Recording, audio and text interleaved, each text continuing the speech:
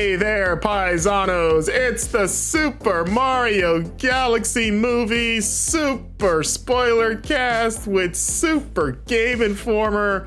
I am your super host, Marcus Stewart. I'm joined by my super co-host, Brian Shea. Keep it going. We got to do this the entire video. Super everything. Let's go. And we've got our super other co-host, Charles Hart. How are you? Woohoo! Ha! Wow, what a... Let's go! Oh, okay. You want to keep going down the line? Do you have all of them ready? Woohoo! That's my triple jump. There you go. Hi, I'm Charles. And yes, we are going to be discussing and spoiling the hell out of the Super Mario Galaxy movie. All three of us have seen it. Brian, you wrote a whole review of the movie that you can read right now on GameInformer.com. This has been a movie that has been the talk of the town since it premiered this week or last week, depending on when this goes up.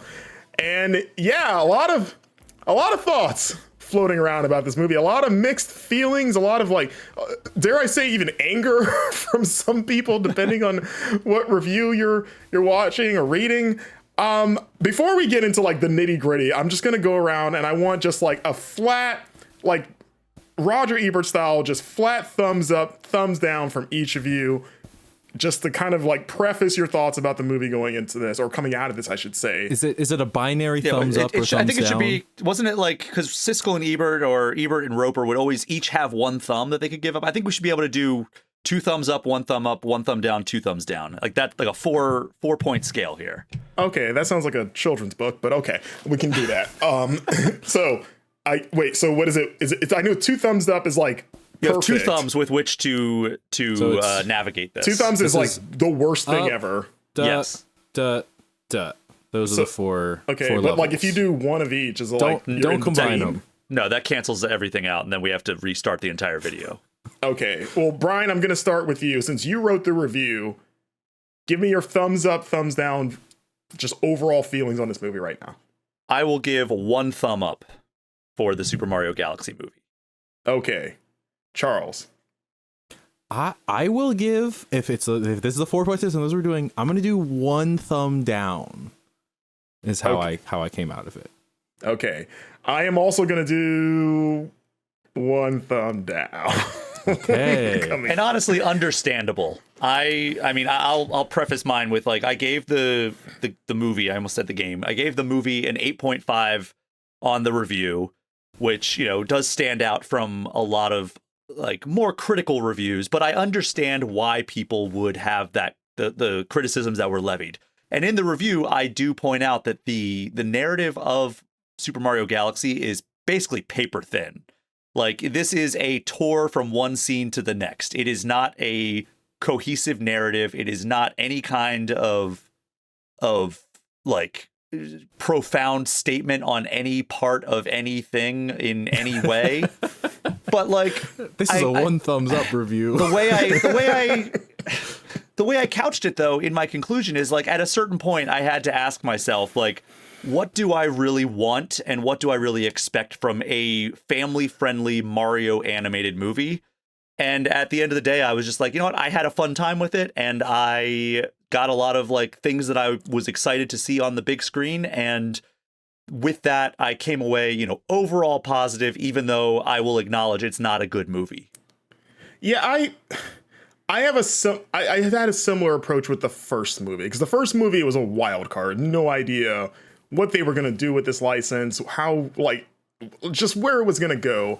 And I kind of went into it hoping it would be a Lego movie situation, where I remember going into that movie wondering what on earth can they do with this premise? What do you do with Legos in a theatrical format? And being pleasantly surprised, as a lot of people were, just how good that movie is, and how much substance it has, and how much it has to say on top of just being hysterical. So I was maybe this could be a Lego movie situation with this. And then it could not have gone further the other way, that first movie, in terms of there's barely anything here. I've always called the first movie cotton candy, of just it's sweet, but it disappears so fast. It's just the moment you start to kind of enjoy it, it's just already gone. And that that extends to this movie as well, though my expectations this time were at least measured. Like they were a lot lower. So it being it kind of repeating a lot of the same sort of like sins and problems that I had with the first movie was like less of a disappointment and more just like I guess I wasn't really expecting much else. What about you, Charles? I think the criticisms of the first movie are valid, but I think the difference between that movie and this movie is that there is a little bit more of a sense of a through line. Like the script of the Super Mario Bros. Movie, it gives to me a sense of like, we had to make a script that was at least good enough that a lot of people look at it and say, okay, it's really hard to make a video game movie. A lot of these adaptations don't work out. They don't make money. They're embarrassing. We're going to do something that is at least entertaining and interesting enough that can be made into a movie. And this one feels like we made so much money off of the last one. I'm sure, as with every production, there's a lot of editors, there's a lot of people talking about the script, but it doesn't have the same sort of heart to it that the first one had, a kind of like earnestness of like, we really want to prove ourselves and get made. The thing to me is Mario as a character in this movie is very like, he's very not important. The movie is, it prioritizes a lot of the like big action pieces, a lot of the cameos, a lot of the references, like Star Fox, for example, is something I'm sure we'll talk about in a minute. But Mario in the first movie has like a pretty clear character arc. It's kind of a coming of age power arc over time of he and Luigi are like super down on their luck in Brooklyn, and then they get isekai'd. They learn how to use power-ups and be powerful, and then it ends with them like back in Brooklyn, superstar. It's like a very triumphant ending. And at the end of this movie, I was like, I don't think there's any reason that that Mario and Luigi couldn't have done this exact same sequence of events in the very first scene of this movie. And the most of an arc Mario really has is him and Luigi talking about him maybe asking out Princess Peach. That's like his main kind of motivation, is he's kind of interested in the princess. And we don't really get a resolution for that. Like the closest we get is at the very end, she like kisses him on the cheek, but he never actually asks her out. It's more of like it's not a B plot or a C plot. It's like the D plot underneath like the Rosalina stuff and the Bowser stuff and a lot of other things going on. I mean, Charles, given how like gun shy Nintendo has always been about the whole Mario Peach, like will they, won't they, what are they? Like that's huge for them to even get that kiss on the cheek. Like any sort of like romantic interest being expressed by either of them. He's been kissed on the cheek a number of times. Yeah, certainly, Peach right? has done that in the games before. I think in the games it's a lot more just like it's like a star to hang on the fridge of like, good job saving me. Here's a little peck. Like in this movie, it's a little bit more like, I might call you later. I feel like you only feel that way because they talk about it so much beforehand. Like the actual scene, it's very much like a real quick, like she kisses him on the cheek. He's like, oh, awesome. I'm going to fly up on top of the castle now. Like there's no conversation about it. What a way to do it. There's no breaking down what just happened. Like, hey, are we going to talk about what we are? It's like, no, I'm just going to fly on top of a castle now. Which, to be fair, like by rule of threes, like we get a conversation with Mario and Peach like on the start of the castle. So we're like, that's just the broaching of the relationship topic. We see Mario is like very constantly very empathetic and reassuring of Peach's feelings, and is like, you know what, I'll be not frustrated with you, and they kind of kick the rocks around. And it just felt very notable to me that I'm like, we just didn't get a point where they were like, here's who I am and how we actually feel about each other. It was just like I don't know. Not that I need it to be like a super intense romance, but I think when people criticize the movie, they're not going for like, this needs to be an Oscar level performance, but I'm more thinking like there is like a structure of stories and a number of beats I'm hoping that a movie like this will hit that this one just kind of ignores in some cases. Yeah, and I want to start kind of like, before we get into like more than nitty gritty, maybe the things we don't like, I do want to start with the things that we do like, because there's something about this movie. I was going back and forth like, do I want to preface this by saying like, ultimately guys, we're critiquing a kid's movie. Are we the target audience? Yes and no. But at the same time, I don't want to give them that pass, because some of my favorite movies of all time are like technically kids movies that do a lot more interesting things than this movie does. Like I saw Hoppers a few weeks ago, and I think that's like a supremely better movie than this. That actually has like, it's hilarious and has something it wants to say that's like, that sticks with you. But like I will say, like, what I do like about this movie, I actually think the start of the movie is probably the strongest bit of the movie, like the first 15 minutes or so, because it takes its time setting up the world a bit, setting up Rosalina, the Lumas, kind of like, okay, like kind of like setting up what we would think would be the stakes. Like I one of my criticisms of the first movie that does rear its head later on in this movie is just how fast paced everything is, and they don't give they don't give scenes time to develop. They'll tease something that could be developed into something interesting, and they'll either resolve it immediately or they'll just like run away from it entirely. And at least for the first 15 minutes, it was like, oh, this is like a nice pace. Like we're getting to oh, Rosalina seems cool. We get the cool fight in the beginning with the robot that we've seen in the trailers, and it's just like adorable, like just seeing her hang out with the Lumas and tell them the story and set up the Princess Peach legend that plays into the story later. I really wish the movie had kind of maintained that pace more. And there's like pockets in the movie where they slow things down a little bit again, but it's still just, it moves so fast. This movie, I can't remember the last movie I've seen where it seems just absolutely terrified at the idea of developing a scene. Yeah. So that's one of the things that I brought up in my review is like, it is difficult to keep up with everything that is happening because it happens so fast. And at times it almost feels exhausting because you're just like, it almost reminds, like the other metaphor that I made in my review in like the concluding paragraph is I compared it to like a theme park ride. And like specifically in my head, I didn't say this in the review, but it's specifically in my head. If you ever gone to Universal Studios and rode the Spider-Man ride, where like you're going through the city and Spider-Man's popping up and like his villains are popping up and attacking you and he's coming around and saving you. There's like a loose narrative that's there, but like mostly it is just like, hey, here's one scene featuring Spider-Man and this villain. Here's another one with Venom, and then like, you know, this one to Green Goblin, and it's like that's how this movie feels. It's like, all right, I guess, yeah, technically there is connective tissue here, but really what this is just like trying to jam as many Easter eggs and cameos and characters and like homages to the games as humanly possible. And I almost wish, like, I did not want this movie to last any longer than it did, but I would have gladly sat there for another 30 minutes if it meant they paced it a little bit better and like allowed those scenes to develop. Yeah, my hot take is just based on the way the movie went. I was like, you know, if I was going to make this movie better and not extend the runtime at all, I think I would cut Yoshi.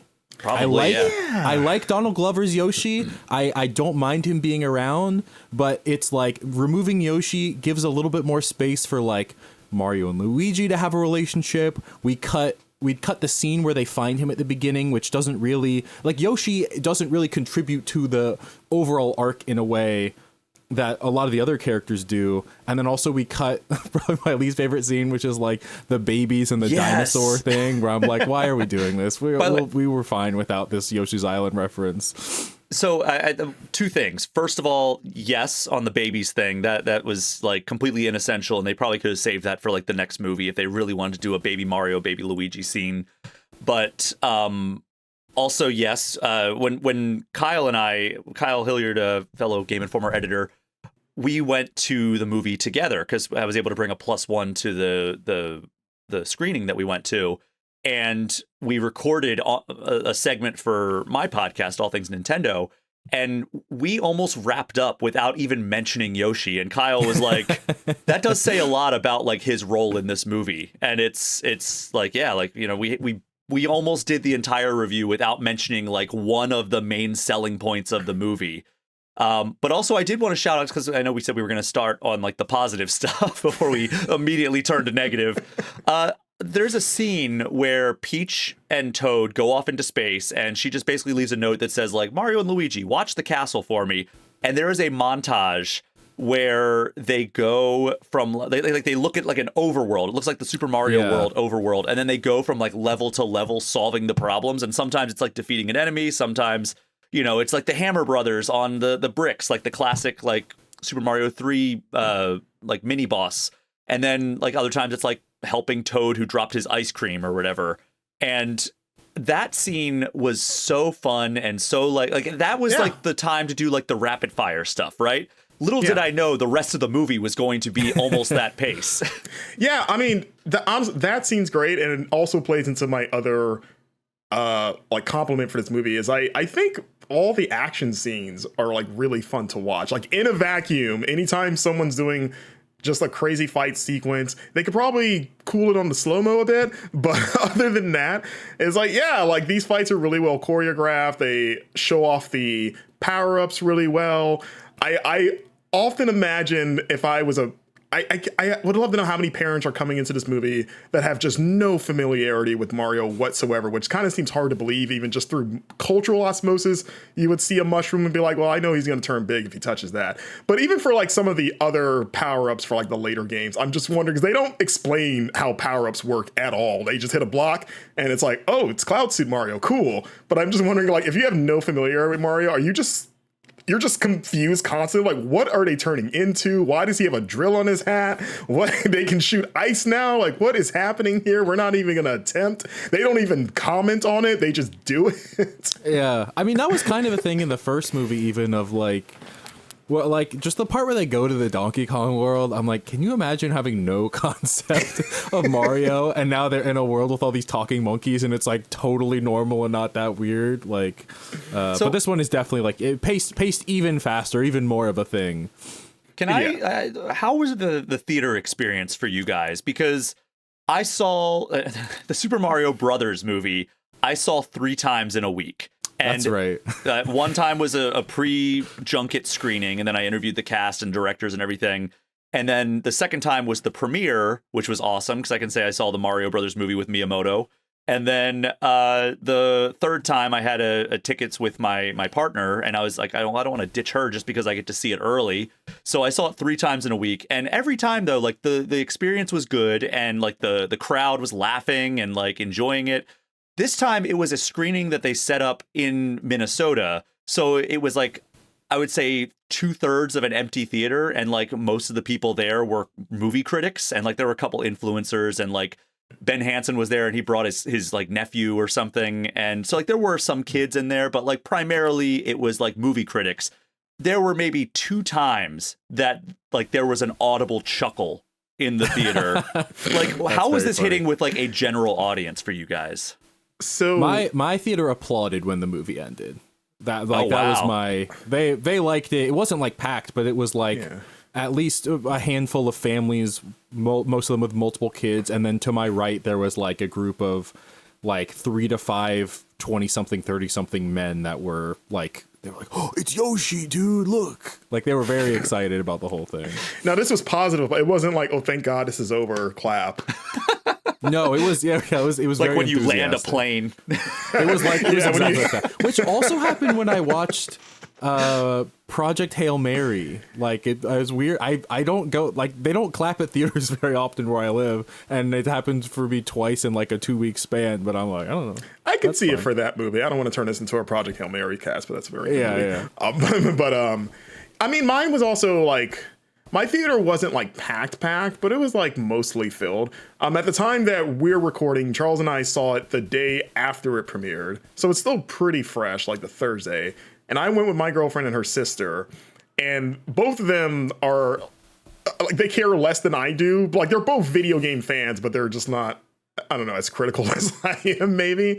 And I'm trying to balance, like, I don't want to be like pretentious, like, oh, this kid's movie isn't, you know, Shakespearean content, but also it's like, yeah, there's like nothing here. And it wasn't as, when I saw the first movie in theaters, I remember that crowd being a little more hype and reactive to like, whoa, that's a thing I recognize. This time, and there were a lot of kids there too. I don't know if you had a lot of kids in your theater, Charles, but I would hear them make a noise of like if something funny happened, it would be mostly like young giggles of like, you know, which is like, yeah, that makes sense. This is for you guys.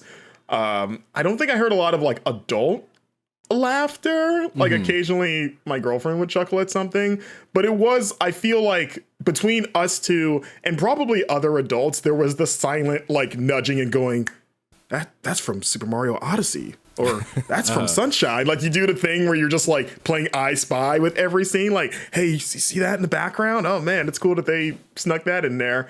And, I mean, that really is the experience of the Super Mario Galaxy movie, is like, how many Easter eggs can you spot in any given scene? Which, you know, I think that that's not great for like making a quality movie. Like, that's not a great like load bearing beam with which to build your movie. But it is like, it did like result in a fun experience for me. Like, you know, the Mario 2 scene was like completely inexplicable and like absolutely unnecessary, but it was fun to see like, oh wow, Wart, who we haven't heard from in many years, outside of I think like Mario Kart Tour. Like, I feel like that is a cool reference, and like all the Super Mario 2 characters. I know we're technically still on the positive train, but I want to say for that scene, that scene goes so fast that I turned to my girlfriend. I was like, they never even introduced him.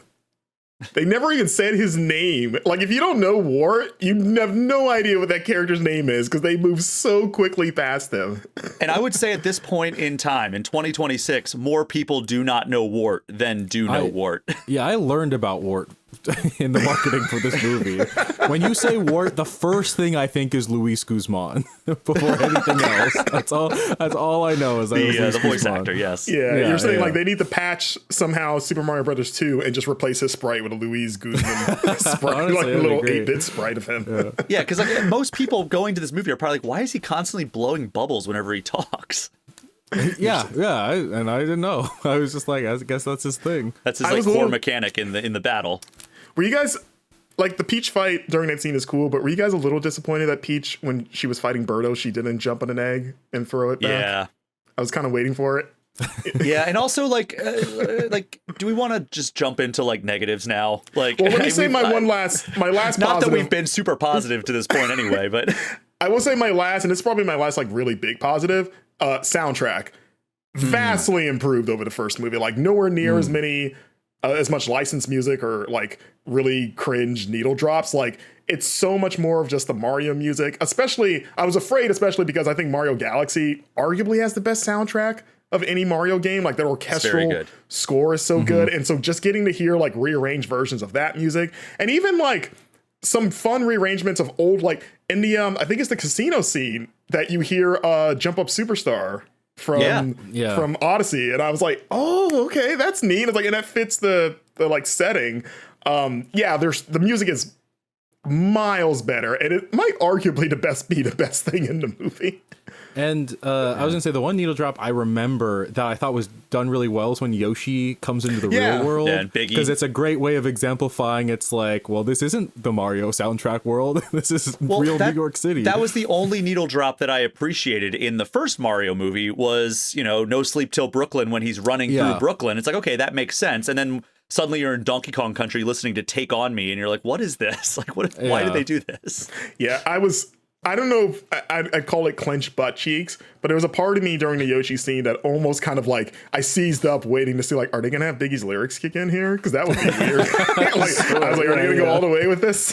But it's just the music. It's I think that like they had Rosalina cut off like cursing at one point. She's like, you mess with the wrong, and then it cut off, and I was like, oh, I thought they were gonna like. What do you think she was gonna say? The B word. I like to believe Brie Larson said that in the booth, and they're like, we can't use that last word, but that was a great take, so we're gonna get creative with it. I was like legitimately like, are they gonna like say something here? And then I was like, no, they're not gonna say that. There might be like a Mushroom Kingdom equivalent of that word. Like, you mess with the wrong Birdo. You mess with the wrong Birdo. That's obviously what I meant. The wrong Goomba. It would be like an enemy they don't like, right? Like, oh, you mess with the wrong Wiggler. I will also say, just on the note of Rosalina, I think the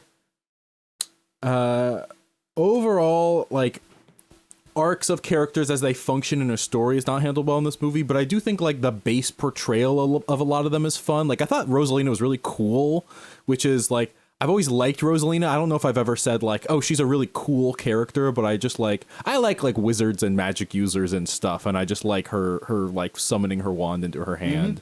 And also Benny Safdie's performance as Bowser Jr. is wild, but I thought was like a fun.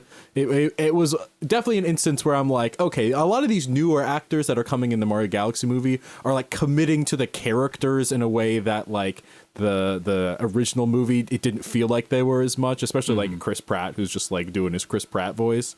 Bowser Jr. is like, this is Bowser Jr. Yeah, that was one of my major positives, was like, I think the voice cast is really good. Like, I always thought Jack Black was perfect as Bowser. Yeah.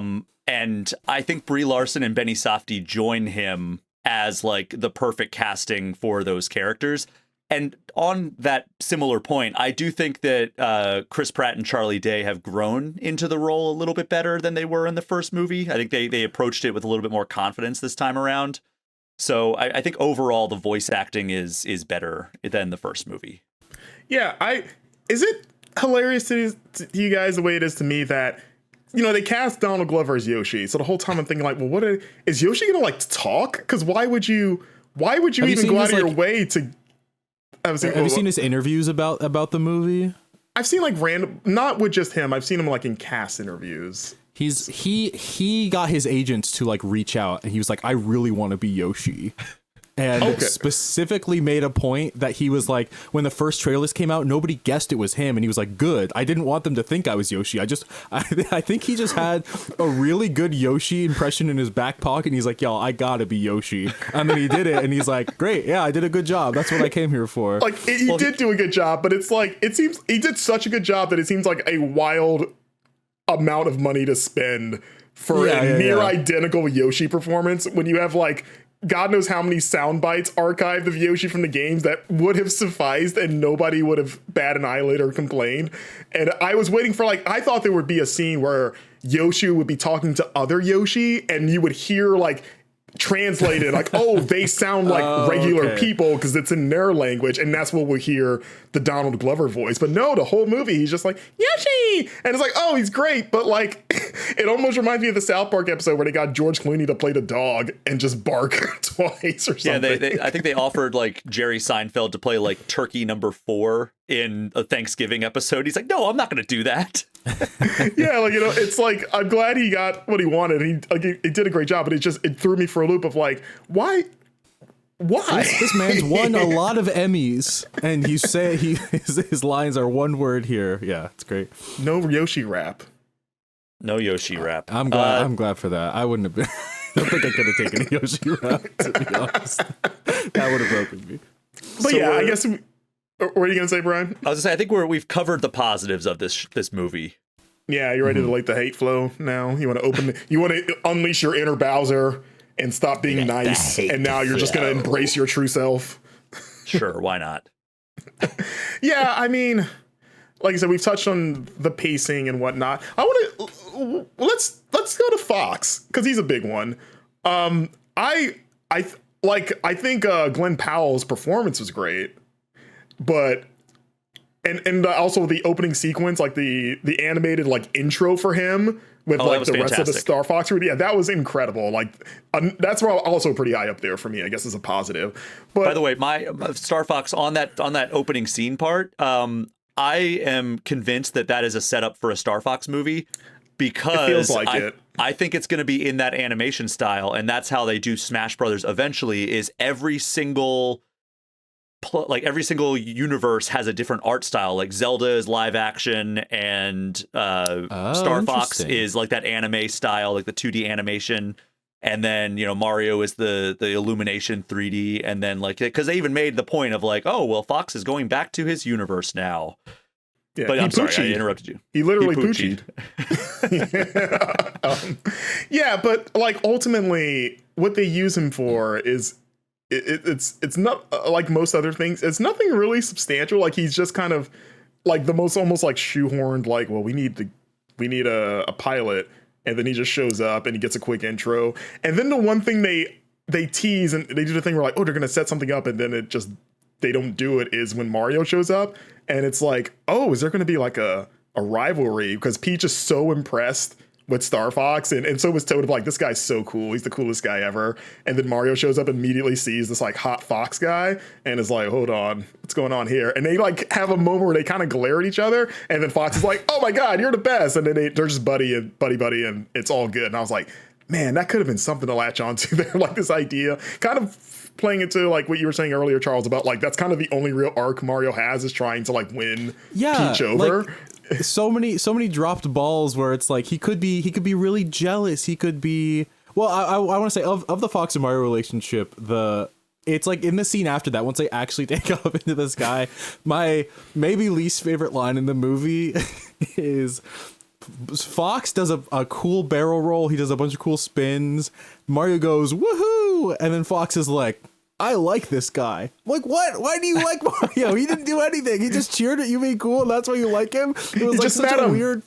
It's such a weird thing of like so unsatisfying, because there's no conflict. I think that's another thing of like with Mario as a character, there's no tension between. Well, and then another thing is him and Bowser, which I think that's a moment where like.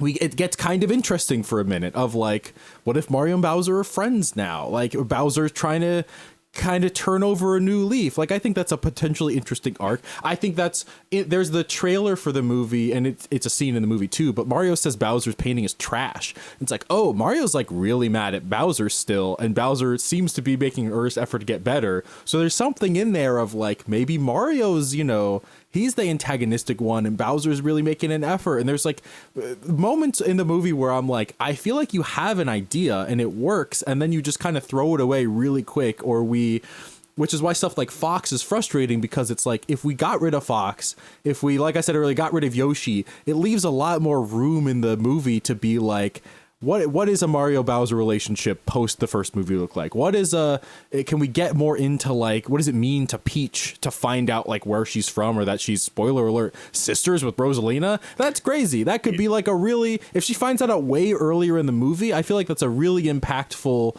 like motivator for her to do a lot of stuff. Yeah. Also, with the Peach and Rosalina stuff, I heard Rosalina right, where she said they were born from like stars. They're made of stardust. Yeah. Yeah. Like, which kind of explains how the Lumas are Rosalina's children. Which my fiance they really hammered like that home. They really like just constantly reminding you that the Lumas are her children. Which, to be fair, they do in the games too. But do they like hammer it home like every other dialogue? Every time you talk to them, they're like, "Oh, my mama, Rosalina," For some reason, it's different there, because it's like, I don't know. Like, I feel like the relationship in the game, I almost interpreted it as like she's like the head of the orphanage or something. Like, she's not as touchy with them in a way that's like, this is my flesh and blood. I mean, I guess now that we know that. I mean, are they her flesh and blood, or like? That's what I'm saying. We don't know how genealogy works in regards to Stardust. Like, are they related just because of they all come from the same whatever? I don't know. They all come from like a comet or like a single star that exploded. And also, why are they princesses automatically if there's no like hierarchy? Like, they didn't come from like a monarchy. They just were born from the stars, but they were like, you have a crown. So I don't know. I was kind of waiting for like, so did you guys like award yourself the princess title? And they don't have they just have a little rock they live on, and there's no one that they rule. On that note, they also really, really got away with just not mentioning Bowser Jr.'s mom ever, or the concept of Bowser Jr. having a mom. Like, there's a lot of genetic stuff in this movie that they're like, I think about that and it'll be fine. I think it's a Yoshi situation, because Yoshi can just lay eggs without, intercourse. So maybe Bowser can do that that's too. What we think that there's no intercourse, but we don't know for sure. It's a kids movie, just so they're not going to show it. But Yoshi doesn't lay other Yoshis. If he ate a Yoshi, which is messed up, but that just moves it through. That's not, you can't eat a Yoshi and say you're my son now. We're getting way into this, guys. We only have about 10 more minutes to cover this entire movie. We simply must move on. I feel like me and Marcus gave some of our criticism. Did you have anything else you wanted to touch on? The ending was, first of all, the final battle. One of my biggest pet peeves in any movie is when the final battle resolves because of like a total fluke. And I feel like that's how this went, is like Yoshi had his like dumb balloon power up and he's floating around and Bowser just like swats at him and he flies around like a balloon that you let go of the mouthpiece and flies around, and then like that's how they win the fight, is Yoshi whacks into them and that's the end of the fight. Until I guess they summon the dragon from Mario Odyssey. But then like they're like, all right, we got to rebuild the castle, and they do this cute little like Mario World like sequence where they're rebuilding the castle, and I'm like, all right, that's kind of cool. And then it's like, all right, that's all, folks, bye. And it's like, wait, that's the end of the movie? Like that felt like there should have been like 3 more minutes at least after that. Also, it feels like the sequence where Bowser Jr. Kind of like tractor beams the castle up and then it falls back to Earth. That should have been an extinction event, right? Like a landmass that big fall. That was like, there's no re-entry heat at all. It was just like, just gonna kind of fall. That was the plot of Avengers Age of Ultron. I was gonna say the same thing. Like that was Sokovia. That was gonna wipe out Earth. Waiting for Mario 3, Civil War. Remember when Mario told Luigi nobody leaves until we evacuate everyone? Introducing the Peach's Castle Accords. Remember when Bowser Jr. shot Luigi in the back and Luigi said, bet you didn't see that coming, and then died? Your Mario's better than your Luigi, by the way. I was trying to do a Charlie Day and it did not work at all. Yeah, that was... Yeah, I see your point, Brian, about, he kind of like slips on a banana peel and loses, or slips on a deflated Yoshi, I guess, more or less. What do you guys think of the other Nintendo references? Because we got Rob, we got Pikmin, we got Mr. Game & Watch, who played like a crucial role in the final battle inexplicably. And I noticed that all the characters are from Smash or have been in Smash. They didn't put anyone in that has not been in Smash. That's hard to pull, though. Yeah. A non-Smash Bros. Character that's notable enough to be recognized. To be fair, they did that with Wart. That's true. I was like, there's plenty they did of find a non-Smash character. Yeah. But do you think that's leading to anything, or is it all just a fun nod at most? I think the Star Fox thing is leading more places than the other cameos. I mean, Miyamoto, I think in a Rolling Stone interview, said that like he is currently in the process of trying to find any way he can to put Pikmin in as many Nintendo products as possible. I don't know to what end, but like that is apparently a personal mission that Shigeru Miyamoto has, and he was very happy that they went along with it in this movie. I like that he's like a pageant mom to the Pikmin, his kids. Just throwing his Pikmin as many places he can, hoping they don't die in transit. Exactly, the real life Olimar. Yeah, I think it's a fun nod until they decide it's not. Like, I feel like I saw something where there's a quote where they're like, no, we're not making a Smash Bros. Movie. And I'm like, there's no reason why you don't change your mind about that tomorrow because you decide it would make a lot of money. Like, I think it's weird to say they're not laying any groundwork in these movies because obviously they are. I don't mind the smaller. I mean, it's like they barely lay enough plot in the movie, so maybe that's not out of the realm of possibility. They're like, no, we just put it in there. We've established that Fox can travel. You can go from one universe, one dimension to another dimension. Mm-hmm. And I think that just that as a concept, I think opens a door in a way that like there could be any crossovers between any number of characters in the future. And apparently Rosalina has that power because that's what they said. It's like, oh, Fox is going back to his universe because Rosalina figured out how to do it. So like, that opens the door. Like my ears definitely perked up when they went out of their way at the end of the movie to explain that Fox is going back to his universe. I was like, all right, well, that means they're absolutely doing a Star Fox movie at some point, and that also opens the door for Smash Brothers if they so choose to do that. But I think that they have to do a couple more other IP at some point before they get to that point. If they do a Smash movie, I hope they kind of have to do what Avengers Doomsday is doing right now with the teasers that lead up to it. Because those teasers for Doomsday are basically the movie equivalent of a Smash character reveal. It's like, here comes the next fighter. Who is it going to be? Like, they have to just do that again and then be like, yeah, it's going to be Ike, played by George Clooney. Who knows? I guess we've talked a bit about the end of the movie. What do you guys think of the post-credit scene, particularly the last one? With the reveal of Daisy, Princess Daisy. I think there's like 8 characters I would have rather seen in a post-credit scene than we were Daisy. We were really pulling for Wario Me and Everybody my was. girl, we were really like, they've got to do Wario, right? Yeah, Daisy is interesting to me because it does start to raise the question of like, what does princess mean in this world? Is she like, does she have a kingdom? Well, she does. Like, she rules. What is it called, Brian? Sarasaland in the in the Super Mario Land games. Yeah, but like, which, by the way, was the debut of Wario in Super Mario Land 2. So that might be the next step that they're doing is Mario Land. That's what we said. We're like, maybe she's the gateway to, like, she's like, hey, come to Sarasaland. This like guy that kind of looks like you is really messing things up. Because, like, remember, the Mario Brothers post-credit scene was just Yoshi. It wasn't Rosalina. So, like, I would say Rosalina played a much bigger role in this movie than Yoshi did. And, you know, so, like, Daisy might be the post-credit tease, and then the first trailer we get is Wario and Waluigi. Yeah. Yeah.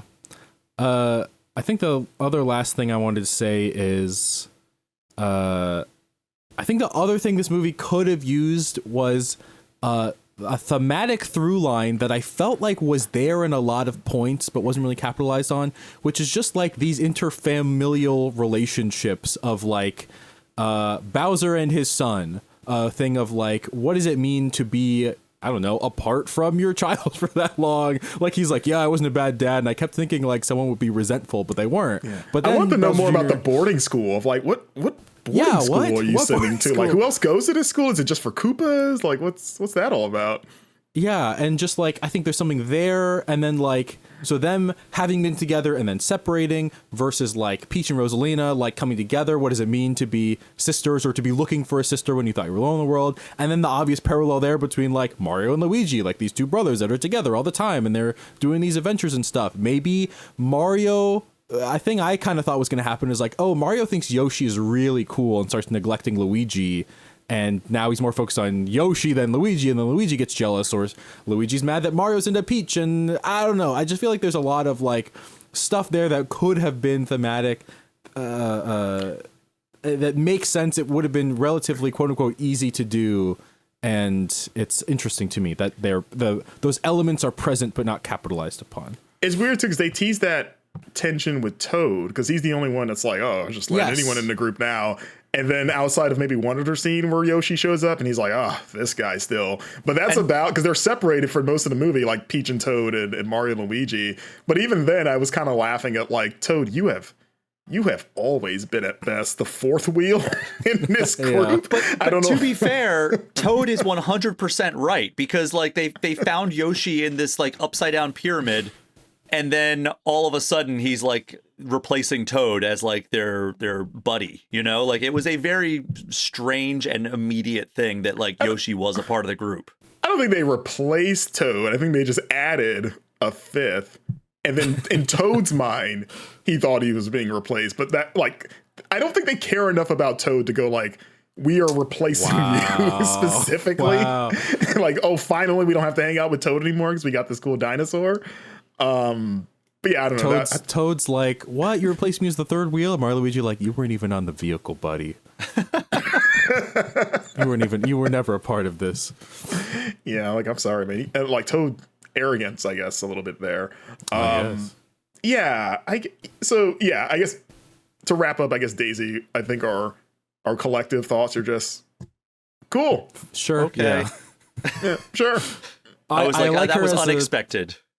Yeah, potential intro for Wario. I think that's a thing. That's the next obvious step to me is you introduce Wario in some way, and he's the antagonist. And I will say, right before we wrap up, like to kind of circle back to Fox, but like from a different angle, they blew it so hard by revealing him before the movie. Yeah, absolutely. I will never understand the reasoning behind that. It was so close to the movie's premiere, and then it's like I don't. From every angle I try to look at from like a business perspective, it doesn't make sense because it's like you would do that to like, oh, we're not selling tickets. We need something to get people going. Put Star Fox in a poster. He's never been this like main event, like $1 million game seller. Like most kids probably at best know him as a Smash character and that's it. So it's like, it's not putting Link on the poster and you go, whoa, gotta buy a ticket now for like more mainstream audiences. But there was like a thing in the back of my head the whole time, like, all right, when's Fox showing up? And then they're like, oh, well, if you were looking for a pilot. And I'm like, well, there it is. I guess we have to wait another 20 minutes before he shows up because now we know exactly when he is going to come on the screen. And sure enough, that's exactly when he came on the screen. And it's just really frustrating that they did that. And I did point that out because, like, as you're leaving a screening that's like staffed by a PR person, they do ask you for feedback. And I told them that was a catastrophic misstep to reveal that. Do they agree? It's not the first time they heard it. That's like the reaction that I saw was like a smile, like, oh yeah, we've heard that before. It was kind of like Batman style, like jacking him up out of car. Why did you do this? Why would you reveal this? Like, I'm sorry, man. Yeah. Also, I was gonna say real quick on Daisy. I was gonna give my casting prediction on her real quick. I'm gonna guess Jenna Ortega. Oh, inspired choice. That's a great choice, actually. Like, she just popped in my head as like the right person for whatever reason. And it just fits the vibe of the rest of the casting. Yeah, it's like painfully A-list is almost the way I feel like it is. Or it's like, I think Daisy has like spunk that Jenna. Yeah, she's a much more captured. youthful character than Rosalina and Peach. Yeah, I could also see like a Margot Robbie. I feel like she's got the energy to play a Daisy. Yeah, just have her do the Harley Quinn voice the whole time, though. Yeah.